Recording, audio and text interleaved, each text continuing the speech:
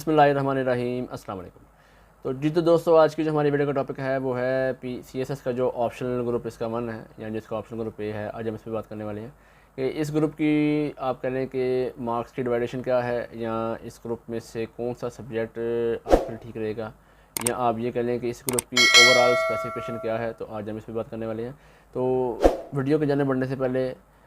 आपसे गुजारिश है कि आप मेरे चैनल पे अगर नए हैं तो मेरे चैनल को सब्सक्राइब कर दें और साथ में मौजूद लगे बेल आइकन के बटन को लाजमी प्रेस करें ताकि मेरे आने वाली जो वीडियोस हैं वो बर वक्त आप तक पहुंचती रहें और वीडियो का जो है सिलसिला इसी तरह से जारी और सारी रहें। तो चलते हैं अपनी वीडियो को जाने। अब आप देखें कि एक स्क्रीन पर एक इंटरफेस आपको नज़र आ रहा है। इस पर FPSC की जो ऑफिशियली साइट है, इस पे जो CSS का जो ऑप्शनल ग्रुप वन है उसको लेके उन्होंने एक जो है मार्क्स या कह लें कि जो सब्जेक्ट की जो है डिवाइडेशन वो क्रिएट की है।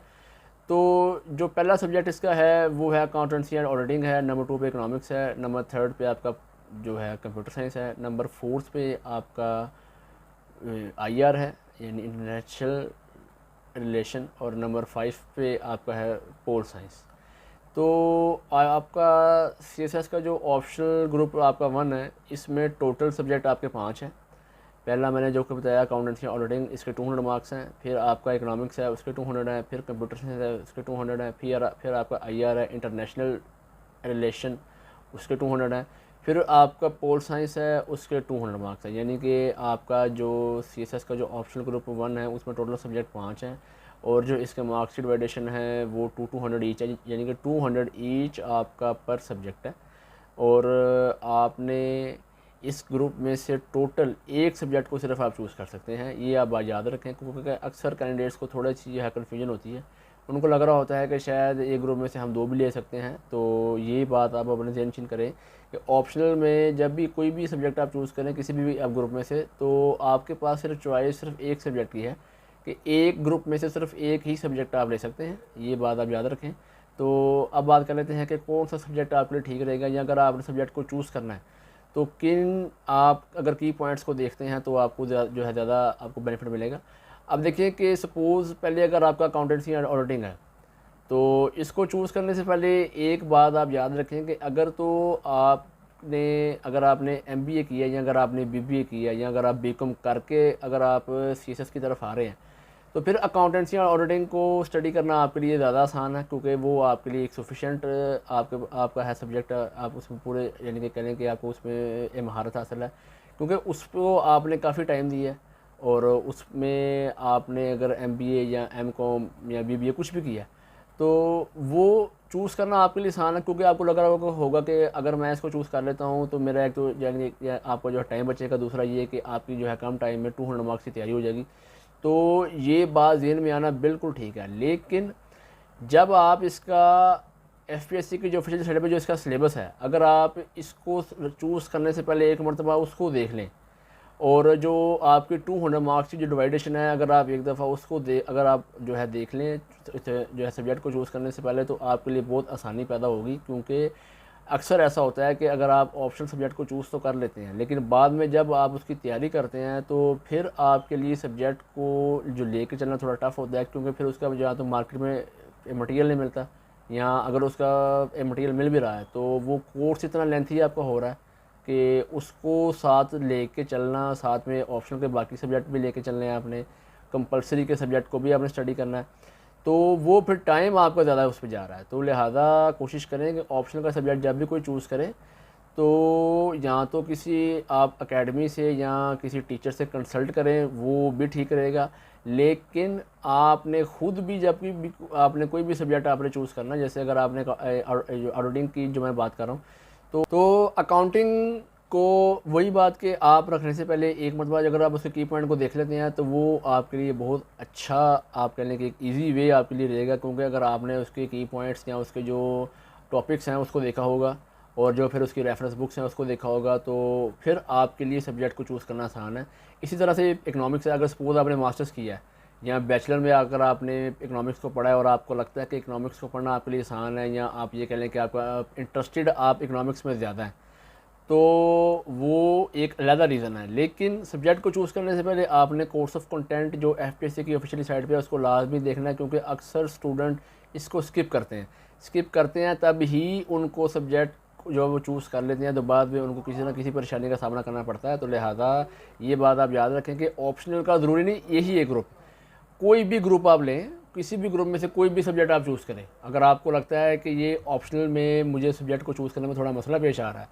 तो जो इसकी ऑफिशियली साइट है एफपीएससी की, उस पर अगर आप एक दफ़ा जाके इसका कोर्स ऑफ कंटेंट आप देख लें और रेफरेंस बुक्स को आप देख लें और मटेरियल देख लें कि क्या आप कवर कर सकते हैं, तो फिर आप इस जो ऑप्शनल सब्जेक्ट को आप चूज़ करें। इसी तरह से कंप्यूटर साइंस है,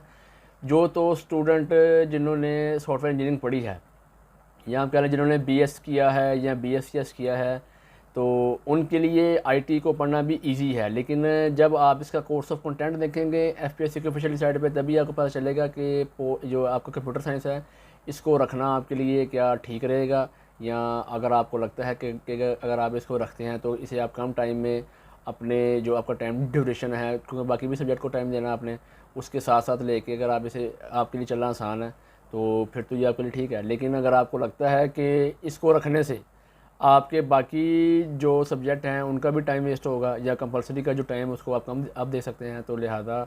आप ऑप्शनल का सब्जेक्ट कंप्यूटर को चूज़ करने से पहले कोर्स ऑफ कंटेंट इसका लाजमी देखें। इसी तरह से आईआर है, इसी तरह से पोल साइंस है कि ऑप्शनल का कोई भी ग्रुप आप ग्रुप लें, कोई भी ग्रुप के अंदर से जब भी कोई सब्जेक्ट को अगर आप सेलेक्ट करने लगे तो एक मरतबा आप लाजमी, वही बात बार बार मैं आपसे कह रहा हूँ कि कोर्स ऑफ कंटेंट उसका आप लाजमी चेक करें, क्योंकि वो चेक करेंगे तो ही आपको अंदाज़ा होगा इसकी हाउ नाउ आपको मिलेगी कि ये बेसिकली सब्जेक्ट है क्या, या इसमें से वो अगर आपसे सवाल करते हैं तो सवाल कैसे करने वाले हैं। हाँ, एक और बात, और अगर आप पास्ट पेपर भी इसके देख लेते हैं, अनसॉल्व अगर आप पास्ट पेपर इसके चेक कर लेते हैं, तो वो भी आपके लिए एक ईजी वे रहेगा, क्योंकि आपको अंदाज़ा हो जाएगा कि जो इसके है रिसेंटली जो क्वेश्चन है वो किस तरह से आ रहे हैं, या क्वेश्चन अगर आते हैं तो उनको अटैम्प्ट करने का तरीकाकार क्या है, ताकि जब एग्ज़ाम आपका करीब आए तो आपको इन परेशानियों का सामना जो है ना करना पड़े। तो अब बात रह गई है आईआर और पोल साइंस की, लेकिन इस ग्रुप में जो सबसे टॉप पे जो सब्जेक्ट है,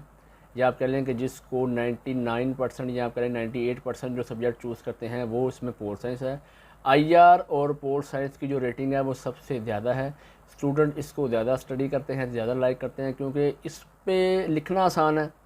इसको कवर अप करना आसान है, इस पर एफ़र्ट थोड़ी कम लगती है। जो तो स्टूडेंट बीए कर किस तरफ आते हैं सीएसएस की तरफ, तो जब इसका पहला ऑप्शन जो आपका ग्रुप है, क्योंकि ये आपका कह लें कि एक जो है ना मेन आपका ग्रुप है, इसमें से तकरीबन हर स्टूडेंट इसमें से कोई ना कोई सब्जेक्ट चूज़ करता है, और पोल साइंस की रेशो सबसे ज़्यादा, क्योंकि पोल साइंस को पढ़ने वाले स्टूडेंट भी ज़्यादा हैं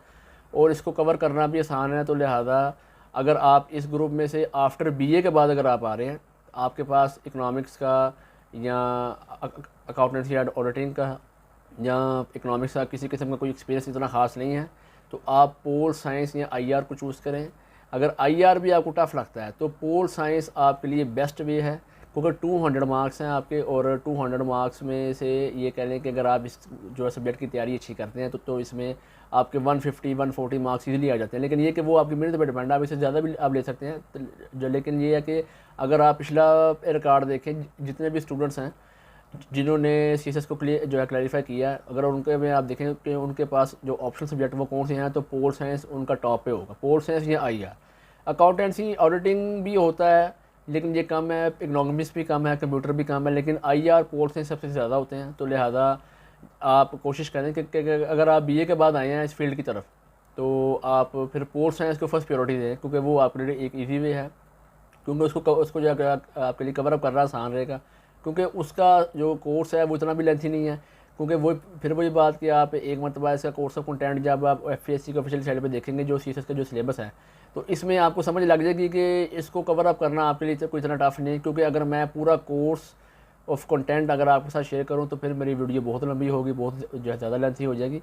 तो लिहाजा आप जब भी कोई ऑप्शन का सब्जेक्ट कोई भी आप चूज़ करें तो कोशिश करें कि एक मरतबा वही बात के कोर्स ऑफ कंटेंट आप लाजमी देख लें।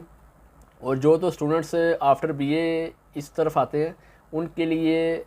जो फर्स्ट प्रायोरिटी है वो पोल साइंस है, सेकंड प्रायोरिटी उनके लिए जो है वो आईआर है। बाकी भी सब्जेक्ट हैं लेकिन वो फिर उसमें आपका ये एफर्ट ज़्यादा है, आपका टाइम ज़्यादा लगेगा, और क्योंकि बाकी भी सब्जेक्ट है आपने उनको भी टाइम देना है। तो लिहाजा कोशिश करें कि जब भी आप सब्जेक्ट ऑप्शनल का चूज़ करें इन बातों को आप नज़र रखें, क्योंकि इनको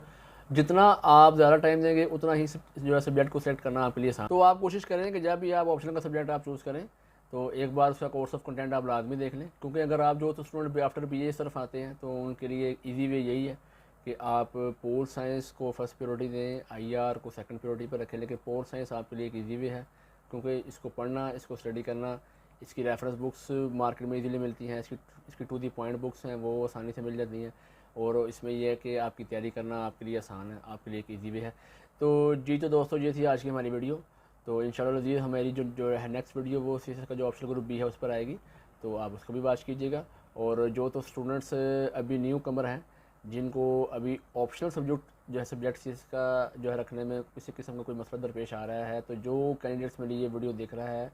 मेरी गुजारिश है कि मेरी वीडियो को उसके साथ लाजमी शेयर करें, ताकि